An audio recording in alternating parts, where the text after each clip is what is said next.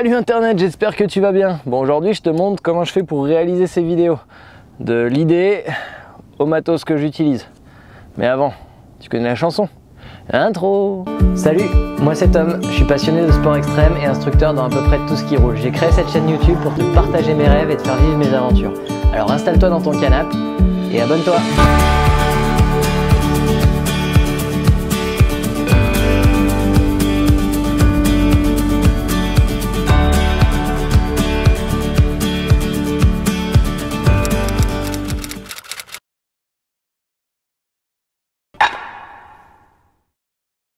Bon Internet, la première chose à faire quand tu veux réaliser une vidéo, c'est d'avoir une idée, savoir de quoi tu vas parler. Et là ça tombe bien, on sait qu'on va parler de justement comment réaliser une vidéo et te montrer le matos que j'utilise. Donc tu commences par t'installer à ton bureau. Quoi? T'as pas le même bureau? Alors on commence comme dans de très nombreuses situations par une feuille blanche.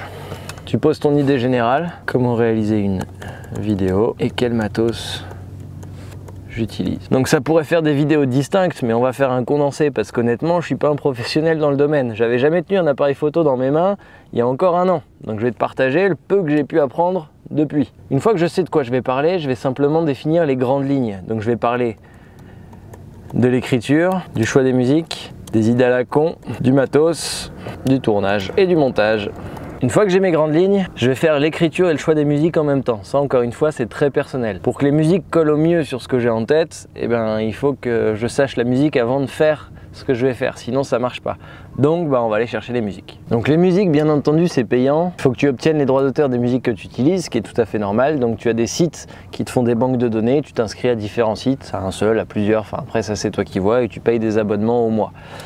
Ça fait vite un budget quand tu veux des bonnes musiques parce que tu fais vite le tour de certains sites, surtout quand tu veux des musiques un peu précises. Allez, cherchons. C'est de la merde.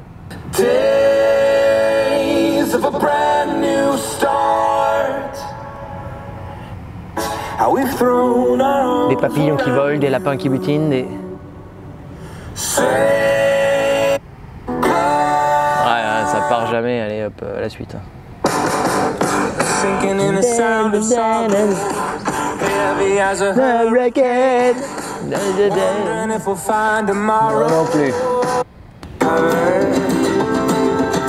If we just give it the time, all my plans are in you. Non.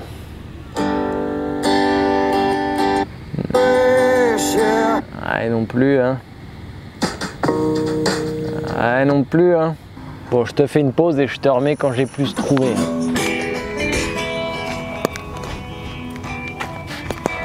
Ça c'est pas mal ça.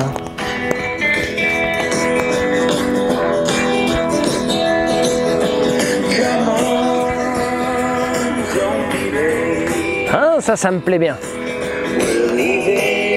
Allez, on télécharge.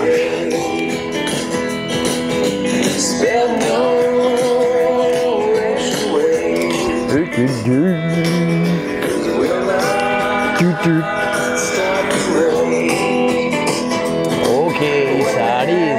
Écoutez, voir ce que ça peut donner. Oh yeah! Ah, je vois bien un drone en entrée qui rase le sol. Mach 12. Oh oui, il se lève.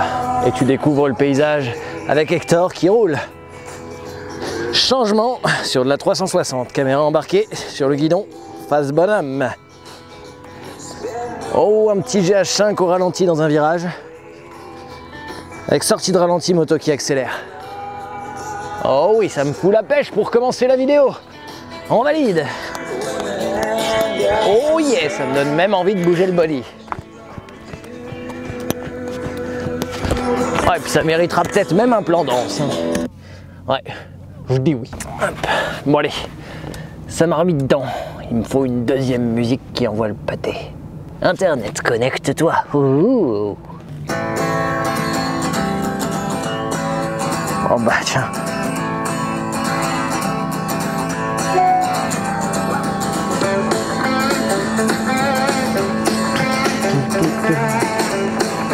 Oh mais ça oui! Ça oui, oui, oui!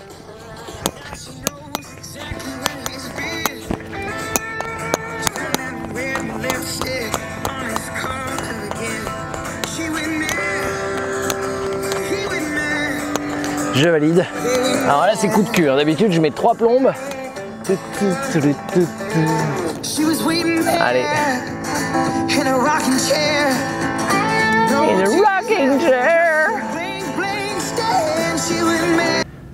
C'est peut-être pas clair pour toi, mais là grâce aux musiques, dans ma tête je sais où je vais. Maintenant je vais écrire les grandes lignes qui vont me permettre quand je serai au tournage, mais je suis au tournage, ça n'a pas de sens. Bref, je vais écrire les grandes lignes quand je serai au tournage qui vont me permettre de gagner du temps, que je reformulerai certainement, mais au moins je sais les points clés et essentiels que je dois dire. Allez, on s'y met.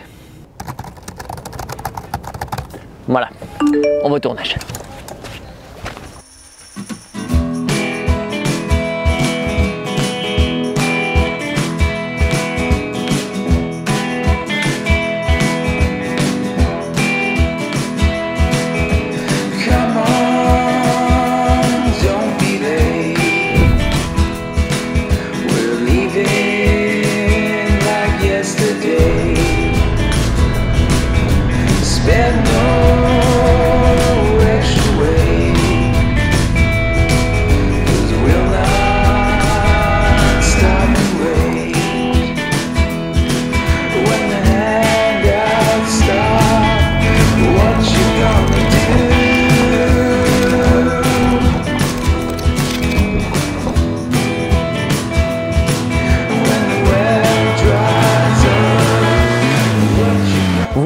On est au tournage et on va décortiquer un peu comment ça se passe.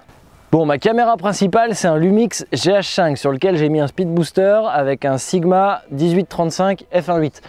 Ça te parle javanais, t'inquiète pas, il y a un an moi aussi, je vais t'expliquer. Et dans tous les cas, regarde, ça ressemble à ça.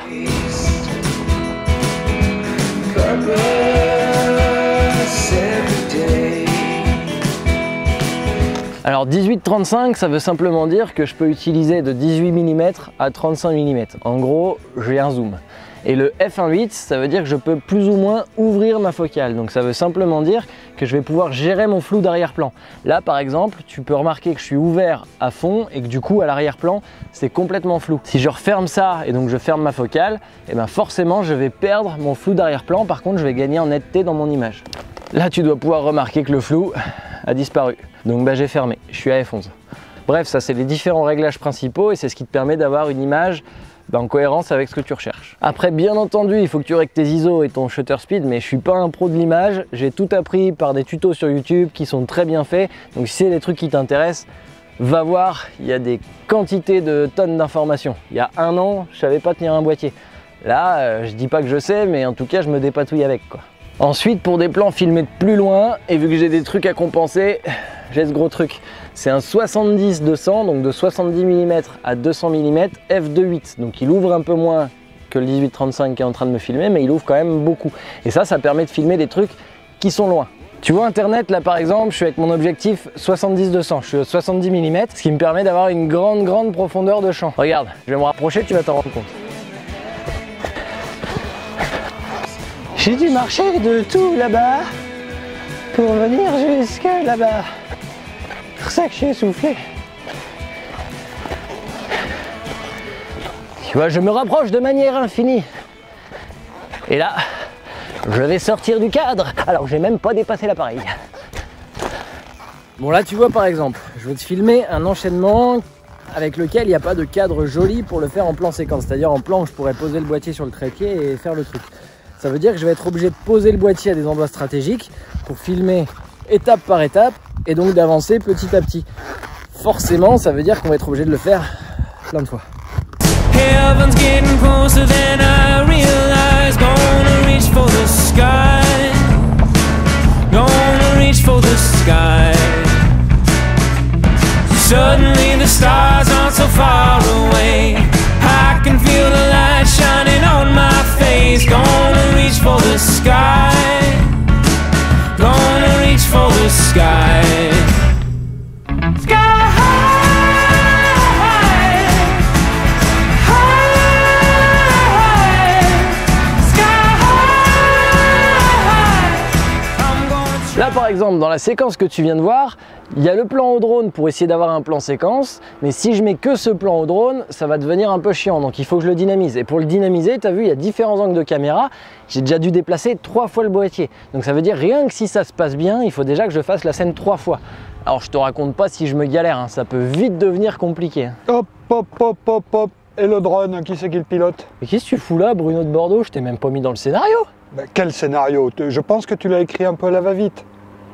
Peut-être, mais je crois que c'est le moment où on danse dans le scénario. Ah!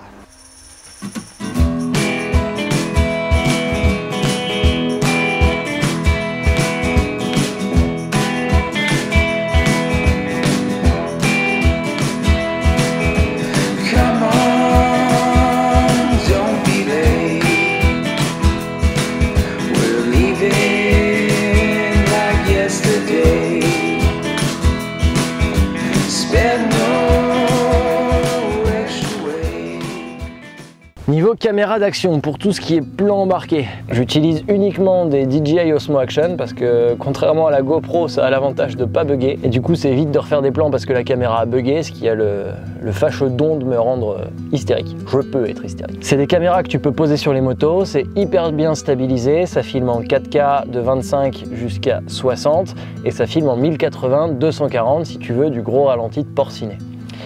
Et l'autre caméra que j'utilise beaucoup, soit t'aimes, soit tu détestes, effectivement, c'est la GoPro Max.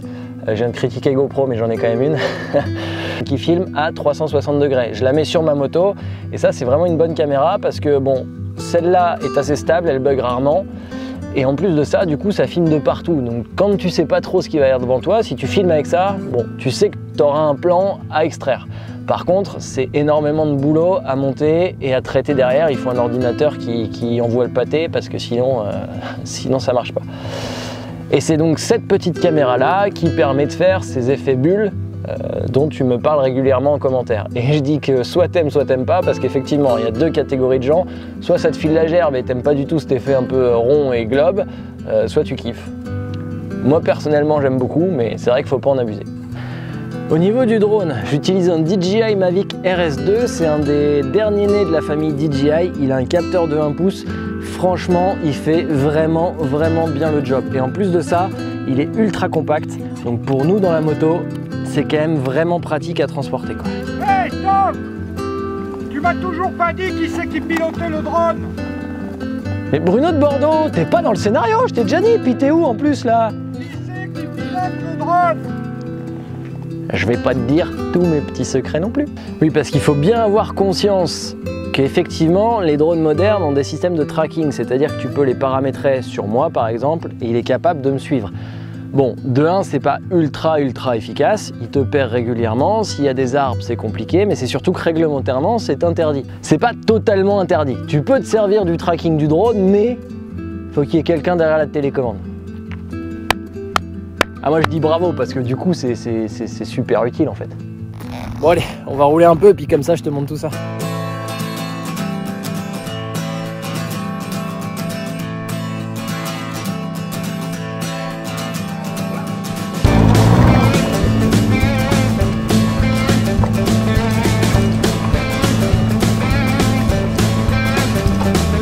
Now she knows exactly where he's been. She found that red lipstick on his collar again. She went mad, he went mad, they went mad.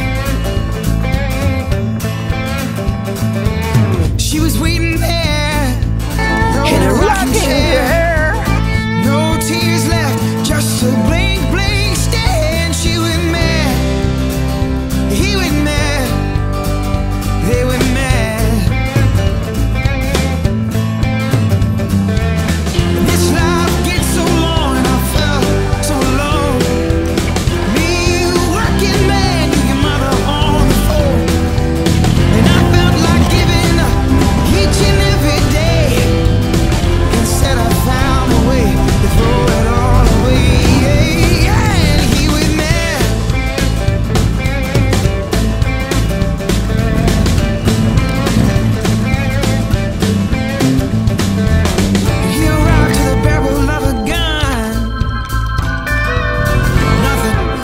to say he knows exactly what he's done. And she went mad, and he went mad, and they went mad.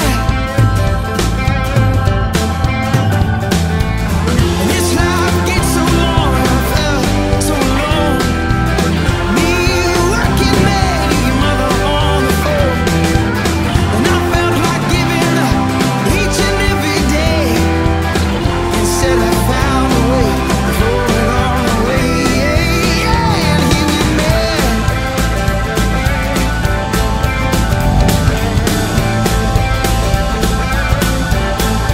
Bon voilà Internet, dans la petite séquence que tu viens de voir, il y avait du GH5, il y avait du drone, il y avait de la caméra embarquée, il y avait de la 360. Et dès que tu vois une action cam où c'est Hector et que c'est en mouvement, ça veut forcément dire qu'il y a une moto ou en tout cas quelque chose devant sur lequel la caméra est posée. C'est pas magique, donc forcément ça veut dire que j'étais peut-être pas forcément totalement tout seul tout le temps pour cette vidéo. Mais bon, je te laisse chercher les plans. Autre chose de très important dont je t'ai pas encore parlé, la sonorisation. J'ai deux systèmes de son indépendants et que je sélectionne en fonction de ce que je veux avoir. Celui que tu entends actuellement, c'est le micro HF, donc j'en ai deux. Je peux en donner un à quelqu'un pour qu'on ait un dialogue, et c'est quelque chose que j'ai sur moi, qui est sans fil et qui est relié directement à l'appareil photo. Le problème, c'est que quand tu es loin, et ben forcément ça perd la distance. Alors après, bien sûr, ça enregistre le son, tu peux, mais bon, c'est galère au montage. Donc quand je veux de son d'ambiance, j'ai ma spéciale Moumout. Quand je fais une action, je pose ça sur l'appareil et puis ça me prend le son ambiant de la scène. Tu remarqueras que je parle très rarement en même temps que je roule. Je t'expliquerai peut-être pourquoi un jour. Ah oui, c'est sûr, je t'expliquerai pourquoi un jour. Bon voilà, quand tu mets tout ça bout à bout, t'en as déjà au moins pour une journée et demie, 2 journées, minimum. Des fois l'écriture peut être plus longue, des fois l'écriture est plus courte, mais forcément si l'écriture est plus courte, tu galères plus au tournage, donc ce coup-ci le tournage est plus long. Bref, tu as une journée et demie, 2 jours qui sont incompressibles. Et pour le montage, encore une fois, ça dépend. Un montage qui est efficace, c'est une demi-journée. Un montage qui n'est pas efficace, c'est plusieurs jours. Encore une fois, ça va avec l'écriture. Plus c'est écrit, plus c'est facile à monter, plus c'est facile à tourner. Moins c'est écrit, plus c'est compliqué. Si on prend l'exemple de la vidéo de la descente en rappel, tu peux pas vraiment l'écrire. Tu sais les grandes lignes, mais tu sais pas vraiment ce qui va se passer. Donc une fois que tu as tout tourné, il faut que tu dérushes, que tu regardes ce qui s'est passé et que tu écrives l'histoire autour de ce qui s'est réellement passé. Et là, forcément, ça prend beaucoup de temps.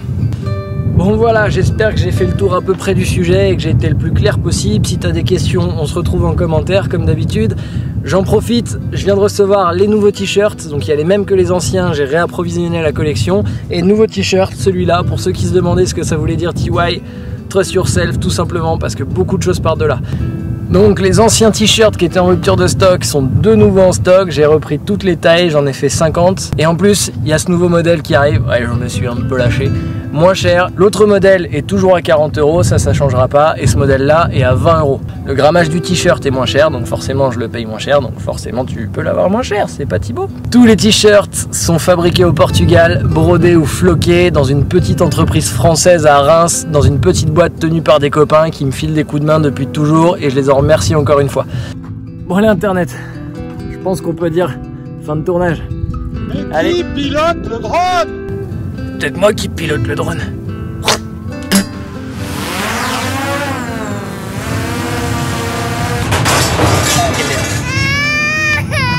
C'est pas moi. Et dernière caméra dont je t'ai pas encore parlé. Téléphone. En l'occurrence, moi j'ai un iPhone. Ça peut paraître une ineptie, mais c'est un truc que tu as toujours sur toi, à portée de main et dans la poche.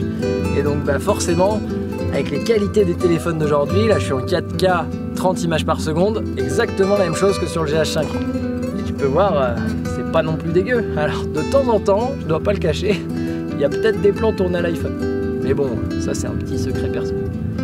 Allez Internet, à la royure!